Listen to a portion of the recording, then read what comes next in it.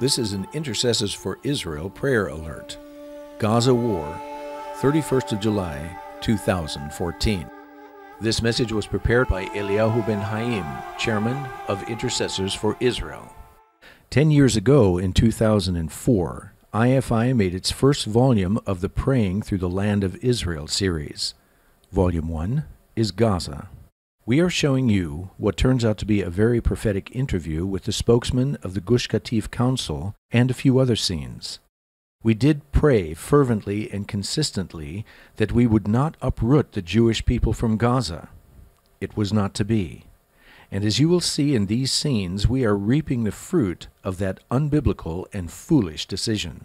We believe we have the biblical rights on this country, and we believe at the end God that's with us will prove for the entire world how much important our being here. We believe that creating Judenrein from Gaza Strip, we believe that making this area ethnic cleansing will bring a lot of disaster not only to the state of Israel, to the entire world. The terrorists are strongly encouraged by Sharon's plan, and he's fulfilling the will of Rantisi and Yassin. Make no mistake about it. They wanted us to go away, they wanted us to run away, they wanted to uproot Jews from their homes, and they managed, even though they're 6 feet under. We are today as a finger in the dike. We are the representative of the Western world in the eyes of the Muslims, extremist terrorists, pulling out us from here. It's like the famous Netherlands story, taking the finger of the kids out of the dike. And it will create a flood of the terror, as I said, not only to the entire Israel, to the rest of the world. Exactly like Oslo process, considered in our eyes, ends in the World Trade Center. I don't want even to imagine what will be the result of the disengagement plan, that we hope God help us to cancel it and to avoid it.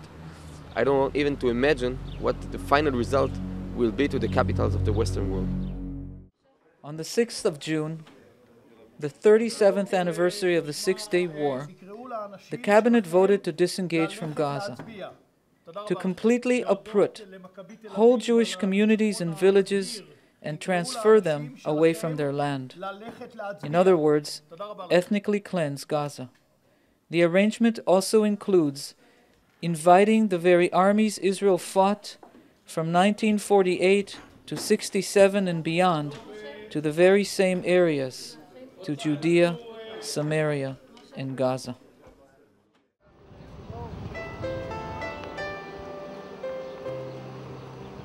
The thing, and it's what we need to pray for the people of Israel in the coming weeks and months and even years, is that God would deposit in their hearts a love for their inheritance. We do not worship the land of Israel. It is not an idol to us, but we must honor it as a gift of God. A gift of God through which God says, I have a kingdom purpose, and in the end, I will be glorified throughout all the earth because the Jewish people have come back to this land. We need to pray that love of this land would be a God-given love, and it would be in the hearts of the people of Israel. David Ben-Gurion, in a speech before the 22nd Zionist Congress in Basel in the year 1946, said this: "No Jew has the privilege to cede the right of the Jewish people to the land. No Jew has that authority. No Jewish organization possesses that power. Not even the entire Jewish nation alive today has the liberty to relinquish any portion of the land. This is the right of the Jewish nation throughout the generations, a right which cannot be repealed under any circumstances. If Jews in any given era were to announce their abandonment of that right, it is beyond their power and authority to negate that right from future generations. No concession of that kind can obligate or commit the Jewish people. Our right to this land, the whole land, is eternal, and until the realization of the complete and total redemption, we shall not abandon our historic right." You know, the Prime Minister and the world has said 7,500 Jews, or 8,000, who live in Gaza, surrounded by 1.3 million Arabs, it's an untenable situation. Well, if you take that to its logical conclusion, then the 5.5 million Jews who live in a sea of hundreds of millions of Arabs here in the Middle East, then we are in that same untenable situation. If the Jews of Gaza cannot continue living in that environment, then you follow it to its logical conclusion, we cannot live in this environment. For me, it would be much better, God forbid, but it's one thing if we lost something because we were in a war or we were forced. But for us to voluntarily give up our inheritance, to uproot Jews, to transfer them, is something that will cause the heart of God to grieve, it will cause our hearts to grieve, and it will cause an upheaval and an explosion of terrorism in this land and throughout the world that we will all live to regret. We've won a battle, but we're still in the midst of the war. Let's pray. Pray with the Spirit and pray with your understanding. At this point, the 24th day of the war, with 56 Israeli soldiers killed, the great majority of Jewish Israelis, over 80%, have remained steadfast behind the government, and they continue to call upon the IDF to finish the job.